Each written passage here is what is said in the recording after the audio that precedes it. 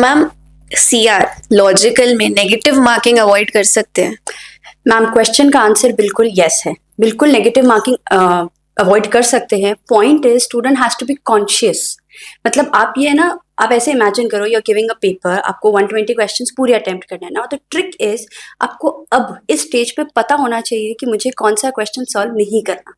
Such as मैं आपको बताती हूँ, many students face problem in weakening question. अब ठीक है, कुछ बार क्वेश्चंस क्या होता है ना, इजीली एलिमिनेट हो जाते हैं options, you can come to the right answer. लेकिन कभी क्वेश्चन होता है ट्रिकी, मतलब ऑप्शन से वेक हो या फिर आपको दो आंसर्स करेक्ट लग रहे हो। In that particular case don't do it, avoid कर दो, या तो उसको सॉल्व करना, या फिर नेक्स्ट बेस्ट थिंग इज कि अगर आपने दो ऑप्शंस एलिमिनेट कर दिए हैं, अब आपके पास में दो ऑप्शंस बचे हैं, 50-50 चांसेस है करेक्ट होने के, डू दैट क्वेश्चन। मतलब एलिमिनेशन के बाद भी Yes. एलिमिनेशन ट्रिक ही लानी अगर होगी। आपके पास में 4 ऑप्शंस है, दो आराम से हर बार एलिमिनेट हो जाते हैं। आप पास्ट के पेपर्स देख लीजिए, हर बार क्वेश्चंस ऐसे ही फ्रेम्ड हैं कि दो ऑप्शंस एलिमिनेट हो जाएंगे, दो बचेंगे। इन दैट केस 50-50 प्रोबेबिलिटी है to mark the right answer, do that question. Okay. Negative marking थोड़ा सा इंटेलिजेंट वर्क है, इन स्पेशली लॉजिकल रीजनिंग, क्योंकि वहां पूरा ब्रेन वर्क है। इट्स लाइक कोई तुक्का नहीं मार सकते वहां पर, इसलिए पर नेगेटिव मार्किंग अवॉइड हो सकती है। मैम, अब कुछ ही दिन बचे हैं, राइट? तो अब स्टूडेंट्स को पता है क्या स्ट्रेंथ्स है उनकी, क्या वीकनेसेस है, तो अभी क्या उनका टेक होना चाहिए when it comes to attempting the question? सारे करने चाहिए या नहीं करने चाहिए जो नहीं आते हो? What should be the take? Ma'am, अगर स्टूडेंट ने थॉरली प्रिपेयर किया है, now they know exactly and confidently कि कहाँ वीक पॉइंट्स हैं। स्ट्रेंथ्स आर ऑलवेज गुड, आपको पता है तो आप वो कर लोगे। सपोज कोई पर्टिकुलर टाइप ऑफ पैसेज आपको उस दिन लगे कि ये डिफिकल्ट है, या उस क्वेश्चन की स्टेम समझ नहीं आ रही, वहाँ वो ट्रिकी पार्ट है।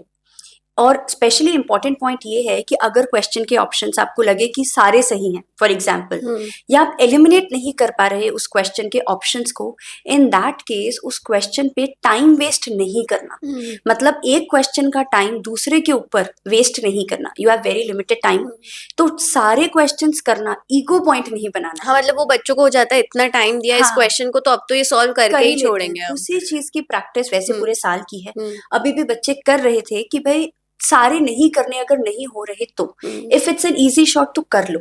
लेकिन अगर आपको पता चल रहा है, I have heard students saying कि 10 मिनट लगा दिया इस क्वेश्चन पे फिर भी गलत है, अब इसका तो कोई मतलब, इनपुट आउटपुट रेशियो देखो बैठ ही नहीं रहा। In that case smartness is कि आप वो क्वेश्चन छोड़ दो, put a circle on that question and leave it.